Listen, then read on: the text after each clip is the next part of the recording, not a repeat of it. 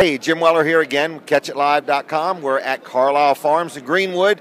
Big rally, the GOP rally right here just 4 days before the big election. Going to have a lot of new faces in the political arena. A lot of new Republicans going to be elected. And this is my good friend, Tom Kovach. He is running for U.S. Congress. Tom, tell us what's going on. This is a great rally today, Jim. I'm so glad that we had all 5 Republican candidates here showing how important it is to us that we respect the critical importance of agriculture to our economy. Yes. Agriculture, agritourism, we need a balance. We need a balanced approach. We've heard these farmers. I talked to a farmer who used to spend 2 days filling out paperwork 20 years ago. He is spending 6 weeks literally out of his fields filling out paperwork now. It is out of control. We need a balanced approach. Farmers are some of our best stewards of the environment, but yet now these regulations are really seeking to apply all the burden on our farmers. We need a balanced approach to make sure that our environment's protected, but our farmers can operate.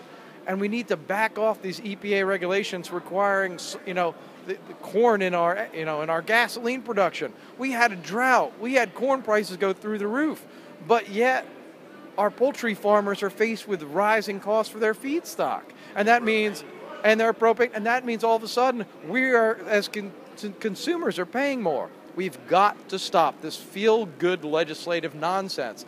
Legislate the way it makes sense. Apply minimal rules. Make sure the public is safe. Make sure the public is protected. But let our business work. Let our business employ. And let our business make sure that they can provide for their families. They can put a roof over their head and a meal on their table. That's what all we're looking for, is an opportunity for our Delaware residents, farmers, and families.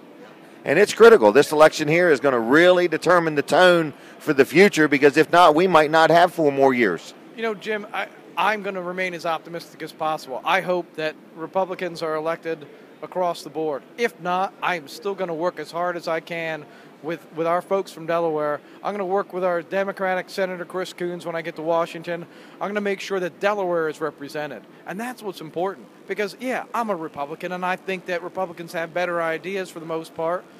But I'm representing the people of Delaware. I'm not going down there to represent Republicans. Right. I'm representing the best interest of people.